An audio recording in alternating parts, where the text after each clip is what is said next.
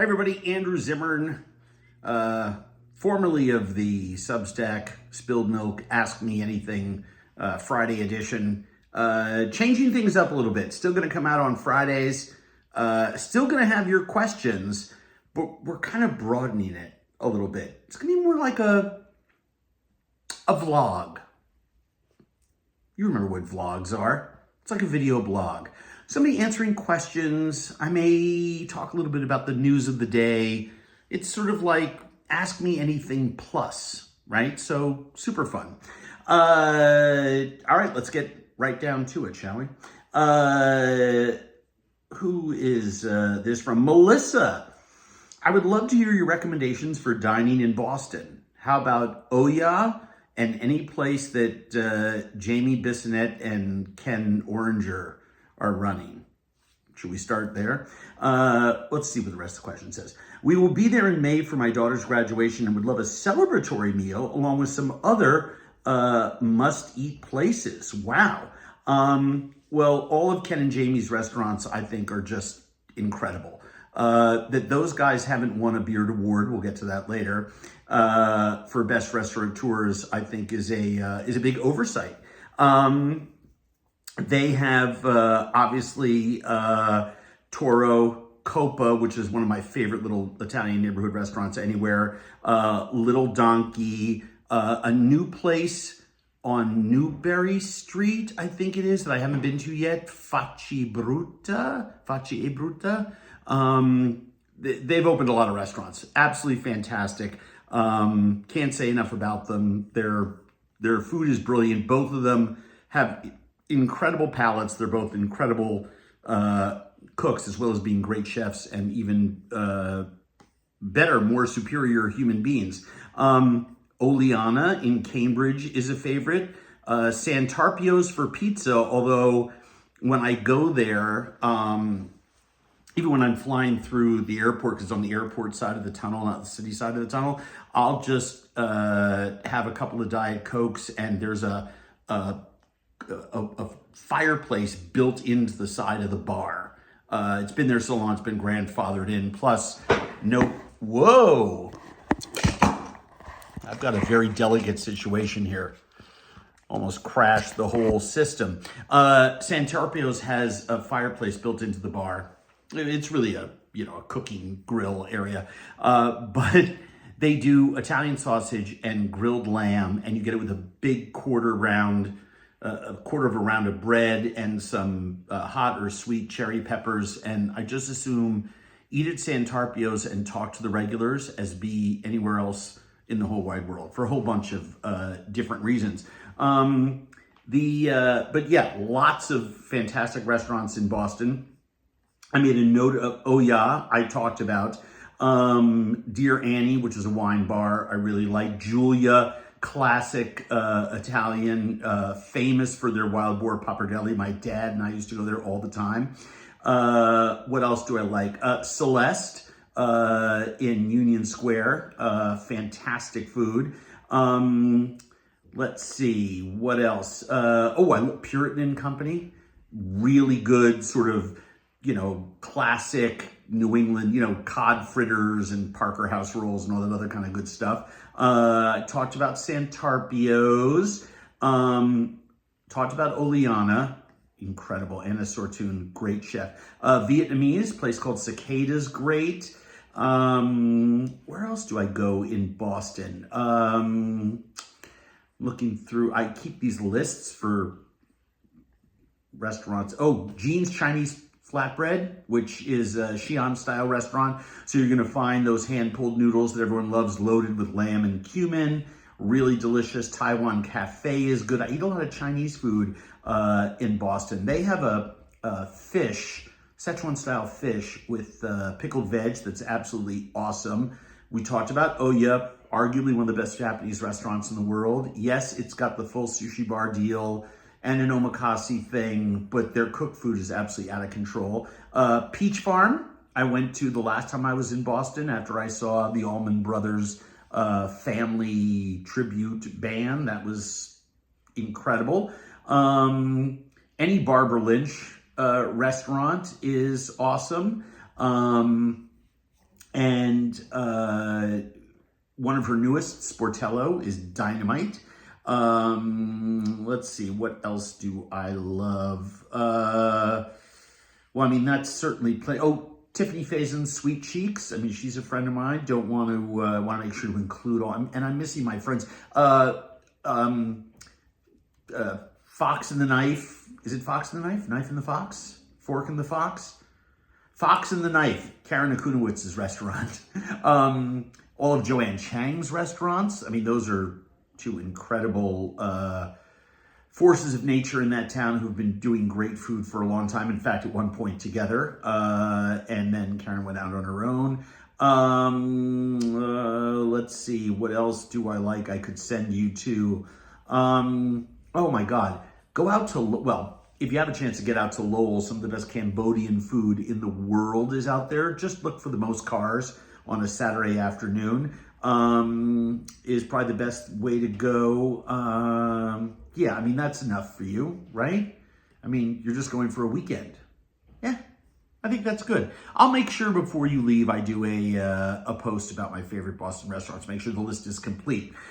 Jeff writes, reaching out to request the input of Mr. Zimmern to put what should be a common sense question to bed. Boy, do I love these.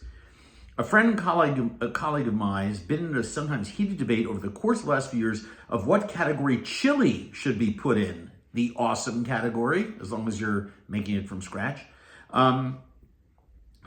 His friend thinks chili is a soup, while he believes that it cannot be considered a soup. But yet, Jeff, you don't say what you think it should be.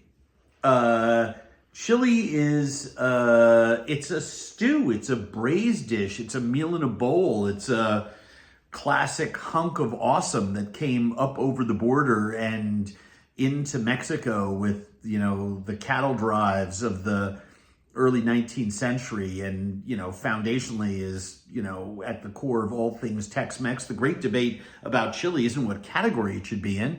It's about whether or not you put meat in it. I happen to be a chili in my meat guy. Otherwise, you really just have a spicier version of borracha beans. I know I'm out there. I say that not as with my culinary historian and anthropology hat on, but really rather as an eater. I have a fantastic recipe, shameless plug for chili. It's won a lot of awards. It's a it's made with black beans, not Chinese black beans, but frijoles negro that I soak overnight, and then you go to work on it and braises for 3-4 hours. Really absolutely spectacular. But yes, chili is most definitely not a soup. Okay, let's talk about something that just happened yesterday. James Beard semifinalists were announced. Well, it's a big deal, right? These are the Oscars of the food world. Very famously, what was it, in 2019, I think, after being coming under a lot of scrutiny for how the awards were run. In 2021, the James Beard Foundation underwent I guess what they would call a huge inventory and audit of how they did everything. And when we got back to a live James Beard Award last year, I wrote on my Substack Spilled Milk essay that I thought the board, the committees, and a huge amount of credit goes to Claire Reichenbach, who has done just an incredible job as CEO. Just crushed it and put a lot of things and a lot of people forward who needed to be recognized and seen. And if you take a look at the semifinalists this year versus, say, the semifinalists 5 years ago, fine dining is down, white men as chefs are down. What's up? People of color, all types of cuisines, all types of formats of restaurants, right? It used to be that you'd only see, I'll just call them tablecloth type restaurants being being given a semifinalist nod or a finalist nod or a win. And now you are really seeing just whole slews of styles, types, and people in our business being recognized for excellence. And I think that's great. Like anyone, I keep waiting to see certain names in there that, I mean, there are some really, I think, kind of glaring omissions of human beings that have done incredible work in our industry. You know, whether it's someone like Jordan Kahn in California, who I think should have been given, I think he's one of the most brilliant culinarians working in the country, and that he hasn't won more awards or gained more national recognition is probably because his style of food is just operating on a completely different plane. He's a visionary, he's a wizard. I happen to love that. I love seeing what can be done with food at its most extreme levels. So that was one. I talked before about Jamie and Ken, who are incredible restaurateurs. They have restaurants in multiple cities.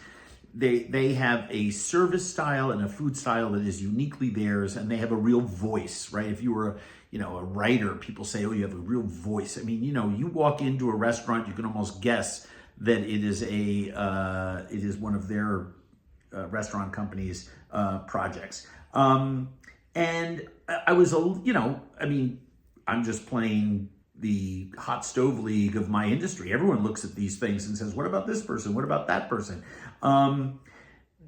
Outstanding restaurateur, if you just look at it, it's, all the traditional restaurant groups that used to be nominated out.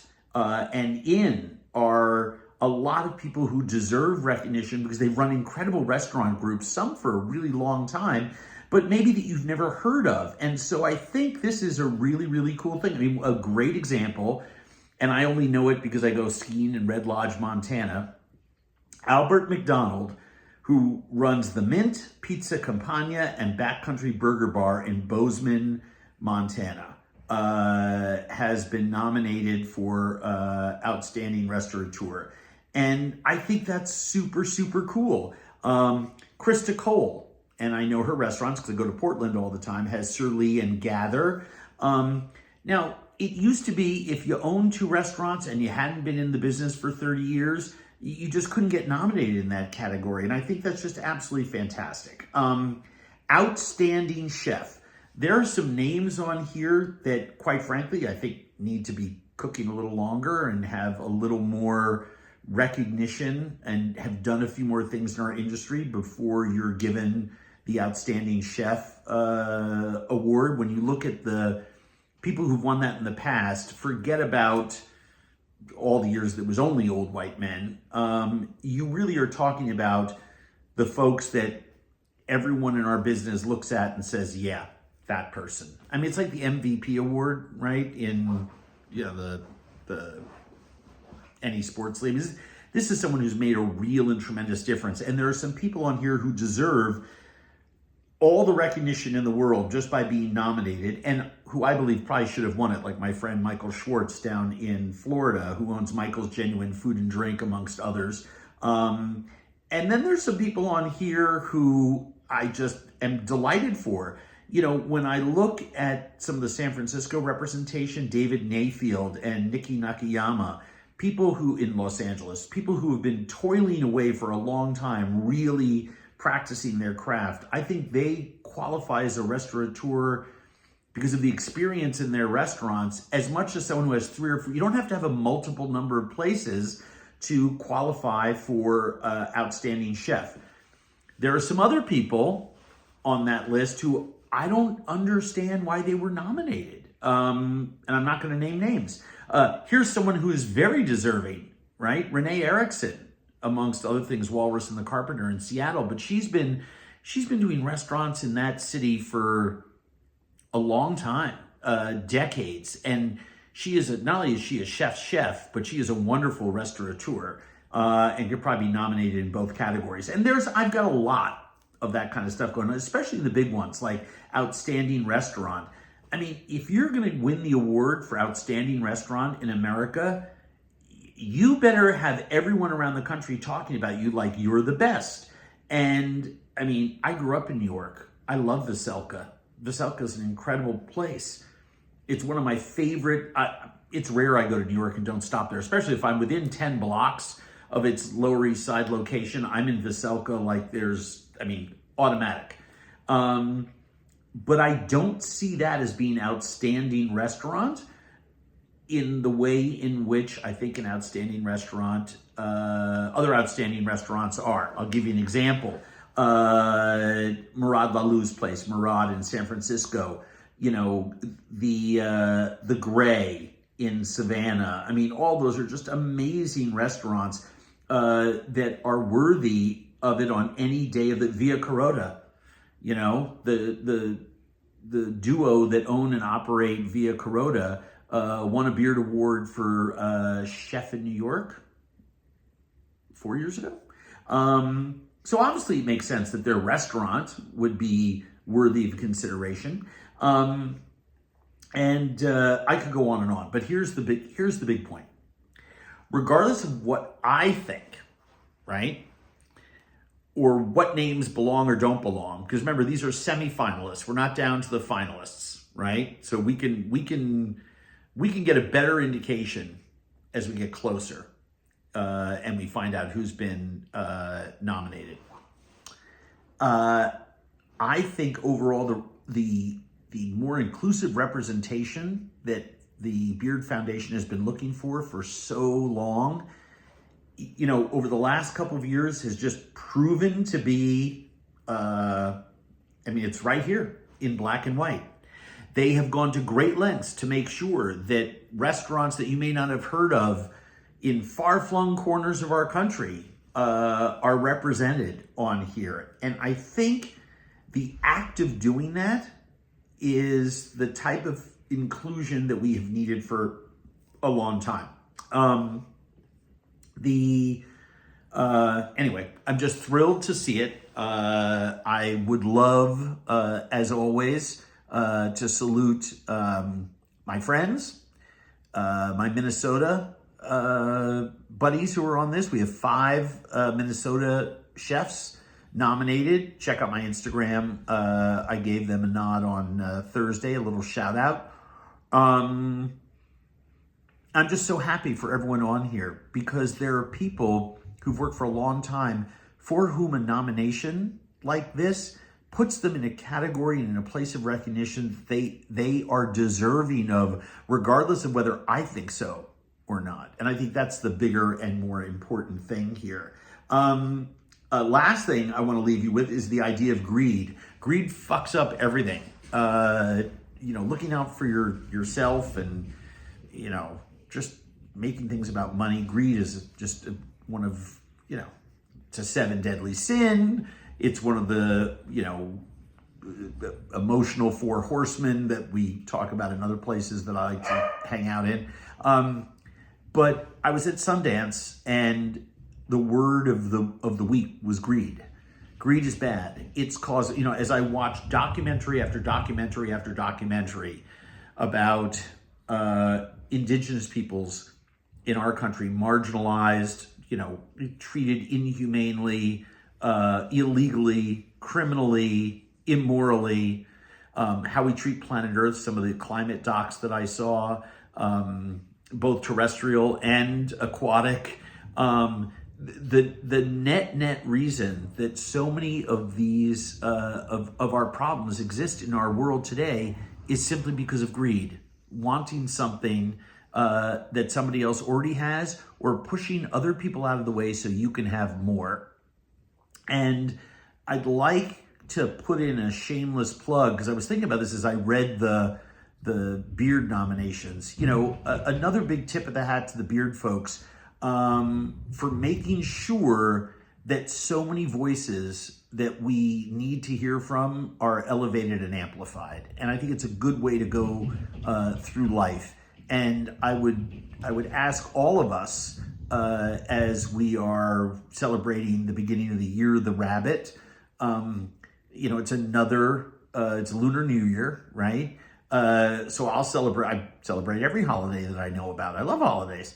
And I was actually thinking, what do I want to sort of celebrate in the spirit of. And I decided less greed. Let's just do less greed. Let's try to be a little more selfless. Let's try to think about other people start with 3 more minutes a day. It is something that I've tried to put into practice for a long time, and I'm not clapping myself in the back, and I'm certainly no saint. Look, I'm in the television business. Huge ego, no self-esteem at all. But let's all try to think of others a little more in the coming months. I think it's important. And I think once we do it for a little while, maybe become more of a habit for more of us. Anyway, fantastic to have the opportunity to talk to you all. I do not take this privilege lightly. If you've listened this far, please consider becoming a paying subscriber to Spilled Milk. And I'll see you next week. Take it easy.